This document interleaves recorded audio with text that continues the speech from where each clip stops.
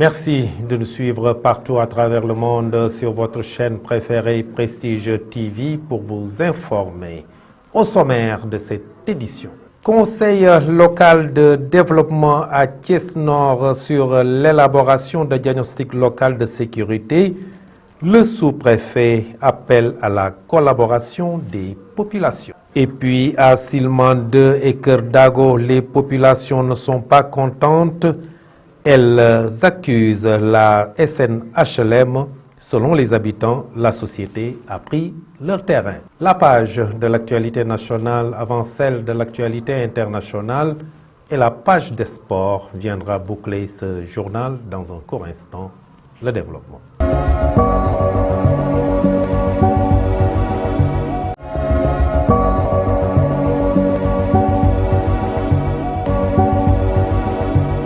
Mesdames, mademoiselles, messieurs, bonsoir et bienvenue dans ce journal que nous ouvrons avec l'arrondissement de Thiès-Nord qui a tenu un conseil local de développement sur la sécurité locale. La gendarmerie et la police sont impliqués pour la sécurité des biens et des personnes. Le sous-préfet a rappelé que la sécurité est complexe et que les populations doivent davantage s'impliquer. Il informe à l'issue de ce CLD que des contrats locaux seront établis pour mieux impliquer les populations qui n'ont pas la culture de la dénonciation. Abdoul Si est le sous-préfet de Thiès-Nord. Je vous propose de le suivre. Il est au micro de Moussa Mbaye. Oui, on avait convoqué ce CLD aujourd'hui consacré au diagnostic local de sécurité au niveau de l'arrondissement de Thiès-Nord. Comme vous le savez, la sécurité est une mission régalienne de l'État et c'est l'État qui l'exerce à travers ses forces de défense et de sécurité, notamment la gendarmerie nationale, mais également la police nationale. Mais vous savez, la sécurité est une problématique complexe qui ne saurait être l'apanage seulement des forces de défense et de sécurité. Aujourd'hui, le contexte dans lequel nous sommes exige l'implication de l'ensemble des acteurs, de toutes les populations. On a convoqué aujourd'hui cette réunion pour discuter de toutes ces questions et impliquer davantage les populations, n'est-ce pas, à cette problématique. Les sensibiliser également par rapport à cette problématique de sécurité. On va diagnostiquer déjà la problématique au niveau des quartiers, dans l'ensemble des quartiers de l'arrondissement, de la commune. Et après quoi, on va établir ce qu'on appelle des contrats locaux, n'est-ce pas, pour justement les impliquer, les intéresser davantage à cette question. Vous savez, au Sénégal, nous n'avons pas la culture de la dénonciation, par exemple. Il faudrait que les populations apprennent à informer, à travailler davantage avec ces forces de défense et de sécurité, la gendarmerie, la police, informer, dénoncer au besoin quand il y a des difficultés. Je donne un exemple banal. Quand il y a un exemple, dans un quartier, quand on voit des choses peu orthodoxes, je pense qu'il est important de saisir la gendarmerie ou la police. Ça, c'est extrêmement important. Et ça, effectivement, ce sera en rapport avec la collectivité territoriale, évidemment. Et c'est la raison pour laquelle, d'ailleurs, le maire a été convié à cette rencontre, mais également les délégués de quartier. Parce que les délégués de quartier jouent un rôle extrêmement important également dans le dispositif. C'est la raison pour laquelle nous avons donc convoqué cette rencontre, en rapport bien entendu avec l'agence de sécurité de proximité. L'agence d'assistance à la sécurité de proximité ASP a pris part à ce CLD d'élaboration de diagnostic local de la sécurité. L'ASP joue un rôle de tampon et non de substitution des forces de sécurité telles que la police. Le directeur général Bara Agnan de l'agence d'assistance à la sécurité de proximité est au micro de Moussa Mbaye pour renseigner et il a lancé un appel. Au nom du directeur général de l'agence d'assistance à la sécurité de proximité, nous sommes venus ici pour l'élaboration du diagnostic local de sécurité assorti des contrats locaux de sécurité. En quoi consiste le diagnostic local de sécurité? En réalité, il s'agit de diagnostiquer, comme on l'a dit, d'essayer de comprendre les problèmes de sécurité auxquels les populations sont confrontées et au finish, essayer d'y apporter des solutions. Auparavant, je dois préciser que la vocation de l'ASP n'est pas de se substituer aux forces de défense et de sécurité, mais de jouer ce qu'on appelle un rôle tampon. Parce qu'on a une culture de méfiance vis-à-vis des forces de l'ordre, des forces de défense et de sécurité. Maintenant, pour pallier à ça, il faut que les populations s'approprient de leur propre sécurité. Il faut que les populations prennent en charge leur propre sécurité. Il est de notre responsabilité d'aller vers les populations, de leur expliquer les tenants et les aboutissants de la mission qui nous est assignée pour qu'elles puissent à leur tour prendre en charge leurs propres préoccupations, surtout relativement à la sécurité. Donc le diagnostic se fera naturellement avec l'autorité centrale, le préfet, le sous-préfet, mais également avec la participation des collectivités territoriales. Donc il faut, c'est une gestion tripartite, l'ASP, l'Agence d'assistance à la sécurité de proximité, l'autorité centrale, mais également les collectivités locales. Mais ceux qui doivent jouer le rôle central, c'est les populations. Il faut que les populations comprennent que la mission qui nous est assignée leur appartient. Il faut que les populations participent à la prise en charge, la gestion de leur propre sécurité. Donc c'est principalement notre mission. Donc c'est le diagnostic local de sécurité assorti des contrats locaux de sécurité. Je vous le disais tout de suite dans le sommaire, les propriétaires de domaines à Kerdago et Silman 2 ont fait face à la presse pour informer sur le contentieux qui les oppose à la SNHLM. Selon eux, la société SNHLM veut s'approprier des terrains qui leur appartiennent de droit. Ndiaye Diouf est le coordinateur du collectif des habitants de Silman 2. Nous l'écoutons, il est au micro de Manbiram Sissegay. Par rapport à ces deux terrains, bon, je me désole vraiment du fait que monsieur Diop se révèle être un voleur. Et c'est-à-dire non seulement ça, mais il fait du vol à l'arraché, en utilisant ou la DSCOS ou la gendarmerie pour intimider les populations. Mais en réalité, nous respectons la tenue, mais nous ne respectons pas l'individu. L'individu qui est un faussaire, nous ne le respectons pas. Et je m'excuse fort bien, tout en disant que vraiment dans la gendarmerie, je me désole vraiment pour dire qu'il y a des brebis galeuses qui ternissent l'image de marque de la gendarmerie. Bon, concernant ces deux terrains, voilà. Bon, le premier terrain où nous sommes actuellement, c'est le terrain de la famille de Vieux Mbaye-Ndione, dont Daoud Ndione est l'héritier principal. Voilà. Alors, le vieux, avant son décès, il avait morcelé le terrain pour l'avoir partagé aux membres de sa famille, qui effectivement concorde exactement au nombre de terrains. Voilà. Alors, à notre grande surprise, Ibrahim Diop est venu la dernière fois pour immatriculer une parcelle. Ibrahim Diop, c'est le chef d'agent de la SNHLM.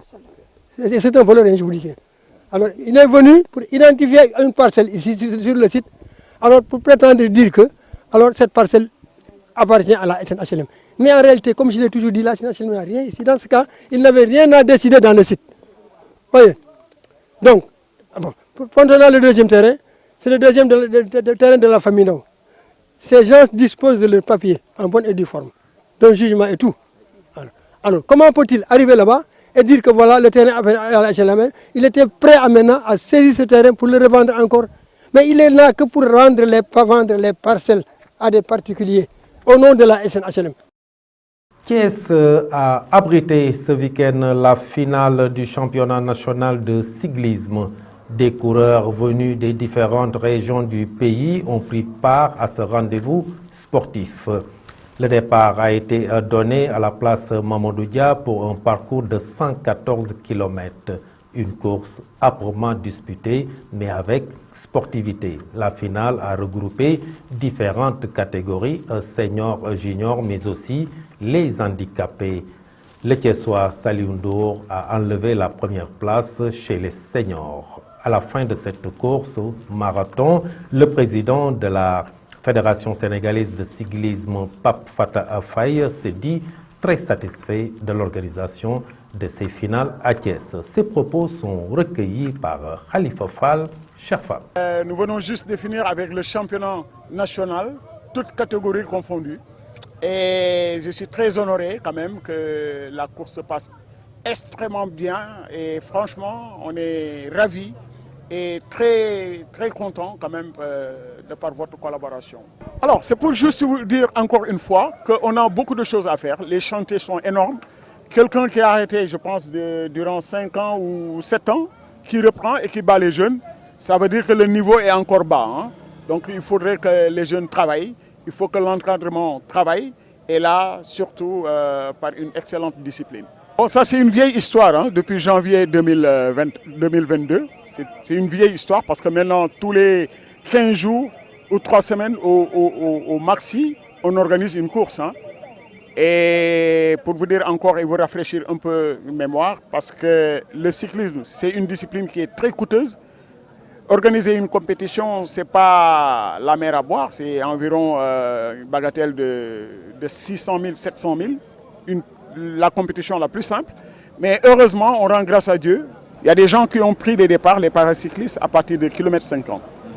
Et il y a les juniors qui ont pris le départ, je pense, à partir un peu tout près. Et là, je vous dis, c'est pour juste faire croire à notre slogan qui est juste derrière, mobilité durable, cyclisme, ville durable. Alors, pourquoi durable? Parce que c'est pour vous dire que les gens, il est temps de dépoussiérer leur vélo et se dire qu'aujourd'hui, pour éviter tout ce qui est embouteillage et pollution, une excellente solution est en place et qui nous sont au bout des pieds, c'est le vélo. Nous avons besoin de cette mobilité et le cyclisme, le vélo d'une manière générale, est franchement bien taillé pour ça. Alors, on reconnaît les juniors, c'est pourquoi je disais tout à l'heure, les championnats nationaux, toutes catégories confondues. Juniors, féminins, élite et paracyclisme. Et les gens ici en Afrique, pour les gens qui organisent des compétitions paracyclistes, on les compte par les bouts des doigts. Mais nous, on a pris les risques par nos engagements pour quand même mettre tout en œuvre et permettre aux Sénégalais de découvrir ce qui se passe dans le monde du vélo.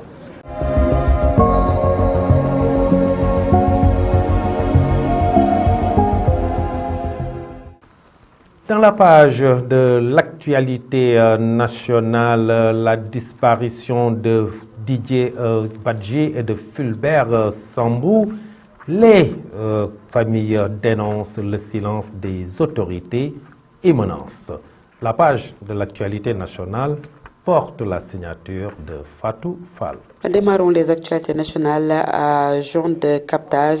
C'est aux environs de 23 heures que les éléments des sapeurs-pompiers ont été alertés pour venir à bout d'un incendie qui aura duré plus de 2 heures de temps. La principale difficulté au niveau de la zone de captage, précisément à la cité Barak où s'est déclaré l'incendie, était l'accès difficile sur le lieu du sinistre pour les équipes des sapeurs-pompiers. Heureusement que ces derniers ont pu surmonter cette difficulté avec les équipements pour éteindre l'incendie. De gros dégâts matériels ont été enregistrés avec nombre de maisons calcinées. Les populations qui ont alerté déclarent avoir perdu plusieurs de leurs biens. Un blessé léger a été enregistré, lequel a reçu une assistance de la part des soldats du feu. Une enquête a été ouverte pour connaître les raisons de cet incendie. Ensuite, disparition de Didier Badji et Fulbert Sambou. La subite disparition de l'adjudant-chef de gendarmerie Didier Badji et du sergent de l'armée Fulbert Sambou continue de défrayer la chronique au Sénégal. Porté disparu depuis presque 2 mois, le gendarme Badji a été retrouvé mort. L'association des ressortissants des îles Bliss Casamance ont tenu un point de presse mercredi 11 janvier 2023 dans les locaux de l'Amnesty International Sénégal pour demander à l'État et les d'édifier sur le sort de leurs frères et dénonce le silence des autorités sur l'affaire de leur frère avant de menacer de mettre en place un plan d'action dans les jours à venir afin d'être édifié. Terminons les actualités avec drame à 6 kilos. Le bilan s'est encore alourdi à la suite de l'incendie de 6 kilos survenu le dimanche 8 janvier 2023. Un nouveau décès a été enregistré ce mercredi 11 janvier 2023, portant le nombre de personnes ayant perdu la vie à 41, renseigne Abdou Karim Fofana, porte-parole du gouvernement. Les blessés suivis par l'équipe médicale constituée à cet effet sont désormais au nombre de 99. C'était tout pour les actualités nationales.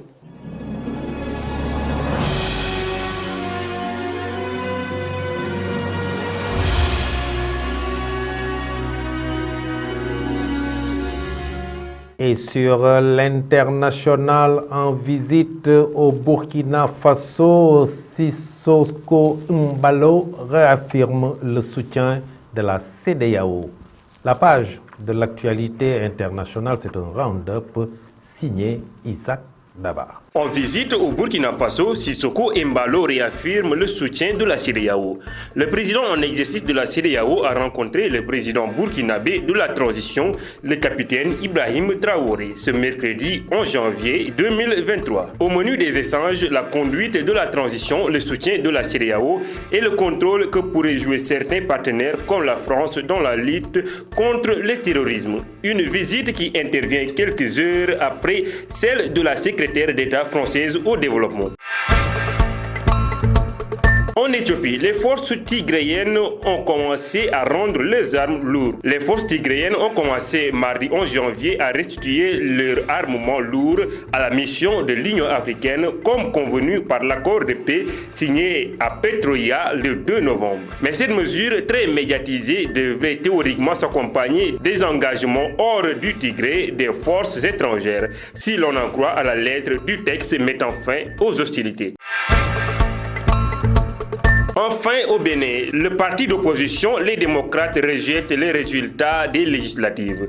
Dénonçant des fraudes, le principal parti d'opposition béninois a rejeté jeudi 12 janvier les résultats provisoires des élections législatives qui donnent la victoire au camp présidentiel Patrice Talon. Selon ces résultats publiés la veille par la Commission électorale nationale autonome Sénat, la mouvance présidentielle a remporté 81 des 109 sièges au Parlement contre 28 au principal parti d'opposition, les démocrates. Les résultats définitifs sont attendus demain vendredi 13 janvier. C'était tout pour l'actualité internationale.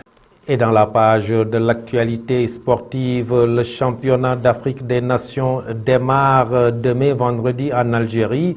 Les Lions locaux du Sénégal sont bien arrivés à Annaba et El Hadji Diouf, l'icône du football sénégalais, fait partie des légendes invitées. La page de l'actualité sportive, c'est avec Adji Aramsek. Actualité sportive, le comité exécutif de la Fédération française de football, réuni ce mercredi, a décidé la mise en retrait de Noël Le Graët jusqu'à la publication des résultats de l'audit diligenté par le ministère des Sports. Philippe Diallo, vice-président de la fédération, va assurer l'intérim. La mise à pied à titre conservatoire de la directrice générale Florence Ardouin a également été décidée, alors que le contrat de Didier Deschamps à la tête des Bleus a lui été validé. Parlons à présent de CHAN 2023.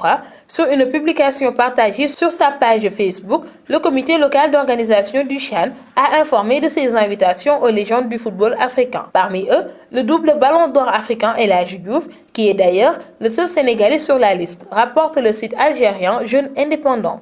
Le comité d'organisation a invité une pléiade d'anciennes légendes du football africain pour assister à la compétition. Toujours dans cette CHAN 2023, la CAF et son partenaire technique Umbro ont dévoilé le ballon de match officiel du coup d'envoi du championnat d'Afrique des Nations Algérie 2022 qui démarre ce vendredi soir 13 janvier 2023. Le ballon de match officiel, nommé Marhaba, qui signifie bienvenue, sera utilisé lors du match d'ouverture de la compétition entre les hôtes algériens et libyens au stade Nelson Mandela d'Alger. Avec son design Marhaba, s'inspire du CHAN et des couleurs algériennes. C'en est tout pour cette note sportive. Merci Adji Aramsek pour cette page sportive qui vient boucler cette édition du soir que j'ai eu l'honneur de vous présenter. Merci de l'avoir suivi. Passez une excellente fin de soirée. Au revoir.